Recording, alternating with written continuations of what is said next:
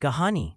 कालू मदारी आया और बहादुर बालू लाया। हरे भरे जंगलों और चोटियों से घिरी एक शांत सुंदर घाटी थी। नाम था भैरवपुर। यहाँ के लोग सरल, खुशमिजाज और मेहनती थे।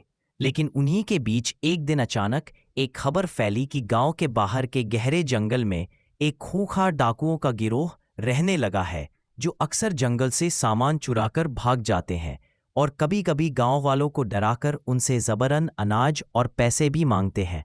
लोग डर तो रहे थे, पर उनके पास कोई उपाय नहीं था। ऐसे माहौल में एक दिन गांव के मेन चौक की ओर से ढोलक की थाप सुनाई दी। धमाक धमाक धमाक। बच्चों ने दौड़कर देखा। एक लंबा, दुबला पतला लेकिन बेहद हंसमुख आदमी ढोलक बजाते हुए एंट्री मार रहा था। सिर पर लाल पगड़ी, कंधे पर रंग बिरंगा थैला, कमर पर छोटी छोटी घंटियों वाली रस्सियां। आ गया था कालू मदारी। गांव वालों ने उसे घेर लिया। कालू मदारी बोला, अरे भैया लोगों, आज आपके गांव में आया है कालू मदारी, और उसके साथ आया है जंगल का सबसे होशियार, सबसे ताकतवर लेकिन सबसे प्यारा भालू भोलू। जैसे ही उसने कहा, पीछे से एक बड़ा, काला, गोल-मटोल लेकिन मुस्कुराता हुआ भालू निकला। भोलू ने जैसे ही एंट्री ली, बच्चों की खुशी का ठिकाना न रहा। वह तालियां बजाने लगा, घूम गया, मटक गया और सब हंस पड़े। कालू और भोलू ने शो शुरू किया। भोलू रस्सी पर चला, ढोलक पर नाचा, गेंद उछाली और अंत में तो दर्शकों में से एक छोटी बच्ची रोशन की चुन्नी उठाकर मंच पर ले आया और उसे मुस्कुराते हुए लौटा दिया। पूरा गांव उसकी क्यूटनेस पर फिदा हो गया। पर उसी शाम कुछ अजीब हुआ। जैसे ही शो खत्म हुआ, दूर जंगल की तरफ से धुआं उठते दिखा। कुछ लोग घबराकर बोले, ये डाकू फिर आ गए। पूरा माहौल डर से भर गया। कालू ने पूछा, कौन डाकू? सरपंच बोले, तवा सिंह का गिरोह बहुत खतरनाक है, कभी भी कहीं भी आ जाते हैं। तभी एक महिला रोते हुए भागी, सरपंच जी, मेरा बेटा पिंटू जंगल में लकड़ियां लेने गया था, अभी तक नहीं लौटा। माहौल और गंभीर हो गया। कालू ने तुरंत भोलू की ओर देखा। भोलू ने भी कालू की आंखों में देखा। दोनों समझ गए कि कुछ करना होगा। कालू बोला, चिंता मत करो, पिंटू को हम लाएंगे। सब हैरान रह गए।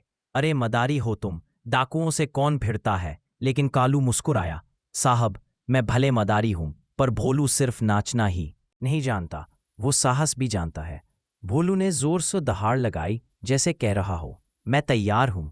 दोनों जंगल की ओर निकल पड़े। चांद की रोशनी में जंगल का रास्ता थोड़ा डरावना था। पेड़ों की छायाएं हिलती थीं, हवा अजीब सी आवाज करती थी। भोलू आगे आगे चल रहा था। उसकी नजर तेज थी, सूंघने की क्षमता जबरदस्त। थोड़ी दूर जाकर उसे पिंटू की लकड़ी काटने वाली रस्सी मिली।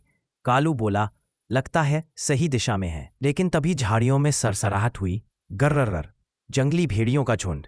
कालू डरकर पीछे हट गया, पर भोलू ने अपने बड़े पंजे फैलाकर भेड़ियों की तरफ घूरा। एक भेड़िया भोलू पर कूदा। भोलू ने उसे हवा में ही पकड़कर दूर फेंक दिया। बाकी भेड़िए गुर्राए, पर भोलू की दहाड़ इतनी जोरदार थी कि सारे डरकर भाग खड़े हुए।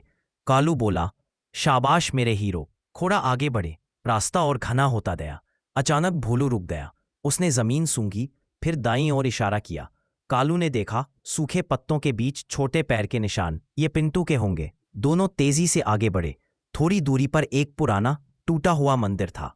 मंदिर के अंदर हल्की रोशनी थी। काल और भोलू धीरे धीरे पास पहुंचे। अंदर झांका। पिंटू रस्सियों में बंधा था और सामने बैठे थे कौआ सिंह और उसके 4 गुर्गे। सबके हाथों में हथियार थे। कौआ सिंह गुर्रा रहा था, हमको गांव से पुराना हिसाब चुकाना है, पहले ये बच्चा। पिंटू डर से कांप रहा था। कालू का खून खौल उठा। उसने भोलू की तरफ देखा। भोलू ने दृढ़ता से सिर हिलाया, चलते हैं। पर तभी कालू को एक पुरानी चाल याद आई। उसने भोलू को कान में कुछ फुसफुसाया। भोलू हल्के से मुस्कुराया। कालू ने अचानक ढोलक जोर से बजाई, ढमढा ढमढा ढाम ढूम। डाकू चौंक गए, ये कौन? और तभी भोलू ने अंदर छलांग लगा दी। गुर्गों ने उस पर हमला किया, लेकिन भोलू ने अद्भुत फुर्ती दिखाई। किसी का हथियार झपट लिया, किसी को पंजे से धकेल दिया, किसी को अपनी भारी पूंछ से पलटा दिया। कौआ सिंह भालू पर गोली चलाने लगा, धड़ाम धड़ाम। पर भोलू ने अपनी पीठ की चमड़ी सख्त कर ली थी। गोली बीच में ही रुक गई। कालू ने रस्सी काटकर पिंटू को बचाया, बेटा भागो बाहर। पिंटू दौड़ पड़ा, लेकिन कौआ सिंह बहुत चालाक था। उसने कालू को पकड़ लिया। तुम दोनों को तो मैं, लेकिन कुछ कह पाता उससे पहले भोलू ने पीछे से इतनी ताकत से दहाड़ लगाई कि कौआ सिंह हिल गया। तभी कालू ने मौका देखकर उसकी कमर में रस्सी फेंकी, घुमाया और धप, कौआ सिंह जमीन पर जा गिरा। बाकी गुर्गे अपनी जान बचाकर भागने लगे। भोलू ने दो को रास्ते में रोक लिया, बाकी डर से पेड़ों में घुस गए। अगली सुबह गांव में कालू, भोलू और पिंटू हीरो बनकर लौटे। पूरा गांव जयकारे लगा रहा था। कालू मदारी जिंदाबाद, भोलू भालू जिंदाबाद। महिलाओं ने फूल बरसाए। सरपंच ने घोषणा की, आज से कालू और भोलू हमारे गांव के रक्षक हैं। कालू हंसा, भैया हम तो कलाकार हैं, बस दिल में प्यार और हिम्मत लेकर आए थे। बच्चों ने भोलू को घेर लिया। कोई उसके गाल दबा रहा था, कोई उसकी पीठ खुजा रहा था, कोई उसके लिए गुड़ लाया था। भोलू खुशी से नाचने लग गया और गांव में हंसी खुशी फैल गई। लेकिन कहानी यहीं खत्म नहीं होती, क्योंकि उसी रात भोलू चुपचाप कालू की बिस्तर के पास आकर बैठ गया और धीरे से उसके कंधे पर सिर रखा।